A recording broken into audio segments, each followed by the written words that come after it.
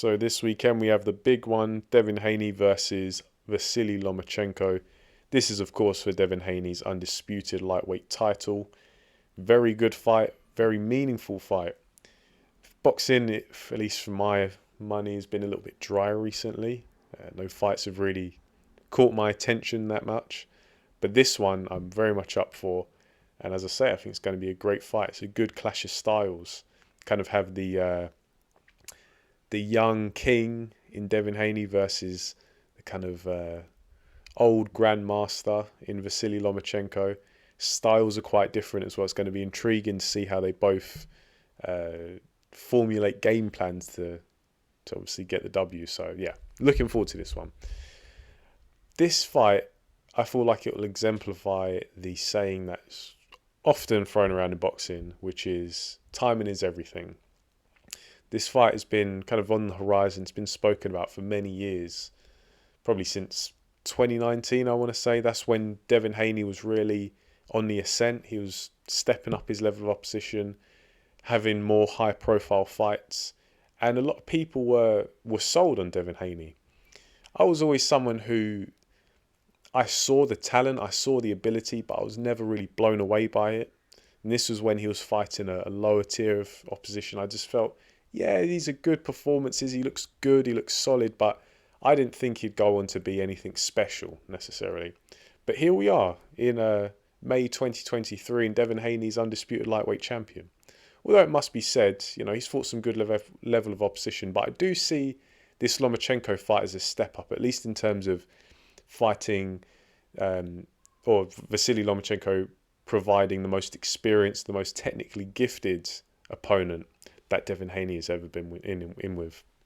And correct me if I'm wrong, but this Lomachenko will be only the third southpaw that Devin Haney has fought as a pro. The second being Jojo Diaz, which is a fight I revisited when looking to formulate my prediction for this one. And I thought that was an impressive performance. That was back in December of 2021. And I didn't really pay too much attention to it at the time.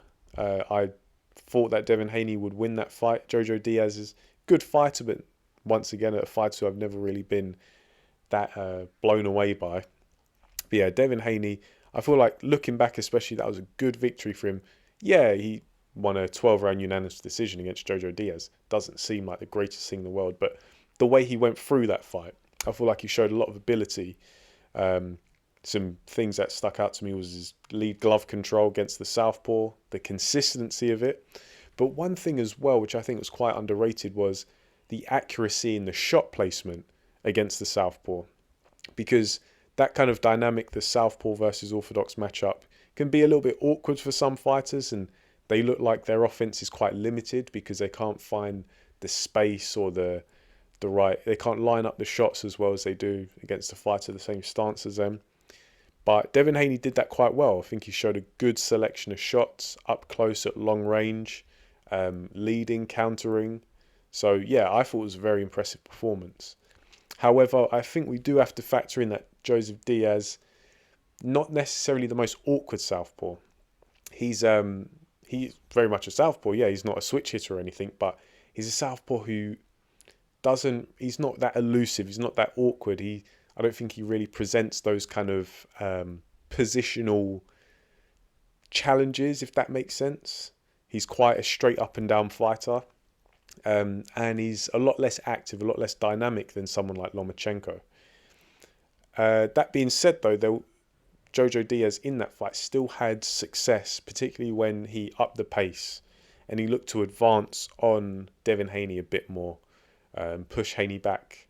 I feel like he was able to sometimes catch Haney napping a little bit. There were times where he would just time one or two shots on Devin Haney.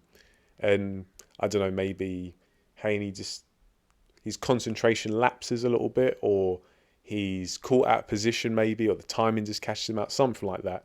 But Jojo Diaz, I feel like he showed, if you're going to go in against Haney, this is the kind of thing you have to do. You can't stand off against him because he's much bigger, he's quick, he's athletic, has good technique. So when you're standing off against him, you're not only competing against his size advantage, but also his IQ, because he's got good eyes. He knows how to set up his shots. And yeah, Devin Haney's got a certain amount of sharpness. I think Lomachenko in this fight, he will look to do that. And I think he can do that. Because Lomachenko, we know, once he gets into his groove, he is quite a handful. Like, he's just perpetual motion sometimes. And there are so many moving parts. He moves his head, his hands. He's constantly giving different looks while moving in and out of range. And it can really be mentally draining because you're having to focus on so many different positional changes where the threat is constantly changing. So you really need to get a fighter like Lomachenko under manners quite quickly. And we saw that against in the Lomachenko-Lopez fight, where Lopez, quite a formidable puncher at lightweight, was able to intimidate Lomachenko, who's already a little bit of a slow starter. He's someone who, we've always heard it, he needs to do his data download and gauge your reactions before he starts to really get stuck into the fight. So he's already a little bit of a deficit at the beginning of a fight because he's looking to do this kind of scouting mission. But then he's in against a fighter like Lopez where there's quite a bit of firepower that could come back. And all of a sudden he's, conceding round after round after round. It's getting too late. And Lomachenko, not the biggest puncher. I think he's got respectable power. And his shots are quite accurate. But he's not the kind of guy who's going to probably knock you out with one punch. Not a lightweight anyway. Because these guys, they're really 140-pounders. We've seen Lopez go up. Devin Haney looks like he's on the verge of going up a weight class. So yeah, Lomachenko in this fight against Haney, I feel like he's going to have to start much earlier. He's going to have to really, get stuck in as fast as he can and get into that groove, because Devin Haney is enjoying quite a few advantages over him.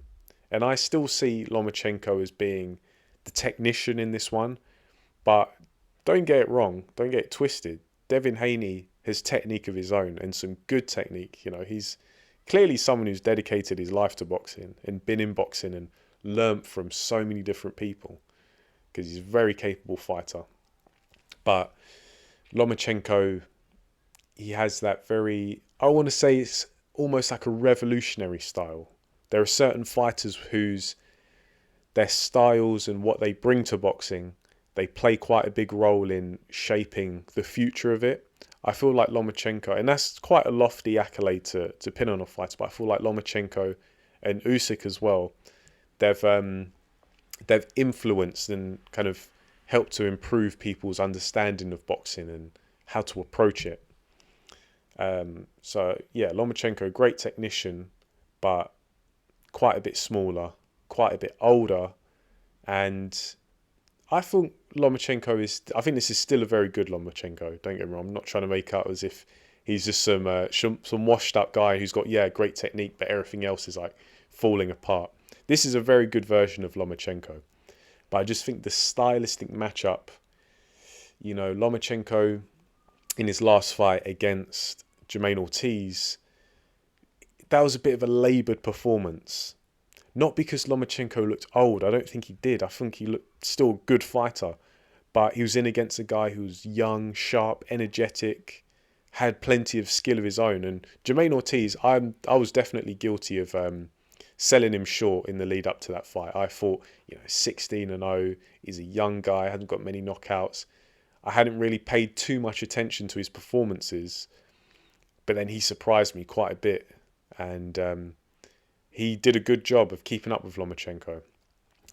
He's got some qualities that maybe Devin Haney doesn't have. I feel like Jermaine Ortiz, his technique is a little bit tighter, but I think that a lot of that comes down to his build. He's not as long and lanky as Devin Haney, but Devin Haney, he's still got some tight technique. He's not someone he's not like a lightweight Deontay Wilder. He's someone who can articulate himself quite well. And I think even though he doesn't necessarily have the power to intimidate Lomachenko like the way Lopez did, I think Haney can still frustrate Lomachenko. I think there's going to be probably a fair difference in strength up close where Haney might be able to lock Lomachenko up and bully him a little bit on the inside and frustrate him. And it's a tough one because I'm banking a lot of this on Devin Haney being able to kind of manage the distance and manage the range and stop Lomachenko from getting to where he wants, because Lomachenko has a particular way he likes to work around the jab. He likes to bait the jab, counter it. He can do it with the left hand, he can do it with the right hand, but it's a little bit formulaic, I think, and I think people are starting to clock on a little bit. So if Devin Haney can if he can nullify that approach of Lomachenko, he'll be able to enjoy a lot of success, and maybe it only starts to become competitive a bit later on in the fight where Lomachenko is really turning up the heat. But I suspect by then it might be a bit too late, too little too late. And I think we might see Devin Haney maybe get away with a unanimous decision, maybe a close one, maybe 2-3 rounds to Haney, maybe 4, something like that. But I'm going with a unanimous decision. I've been going back and forth on this one for a while, but the closer the fight gets, I think, as they say, timing is everything. I think this is a difficult stylistic matchup for Lomachenko. Even though I think Lomachenko's still got something left, I still think he's a great fighter. And so if Devin Haney does beat him, which I predict he will, I'm still going to be giving credit to Devin Haney, because that's going to be a big win. It's going to be, it's going to be a good scalp on his resume. So yeah, those are just my thoughts. I'm going with Devin Haney to defend his undisputed lightweight title. A Lomachenko victory wouldn't surprise me. Actually, no, tell a lie. At this point, I think it would.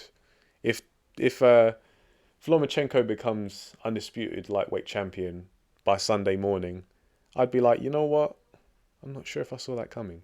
But yeah, I'm going with Devin Haney. I'm fairly confident he'll get the victory. Probably be him winning most of the early rounds, might get a bit more competitive towards the end, but I think by then he's probably just got a healthy enough lead to get a unanimous decision on the judges' scorecards. That's just my opinion, however. Let me know what you think in the comment section below and I'll get back to you. But for now, thanks for listening and I'll catch you in the next video.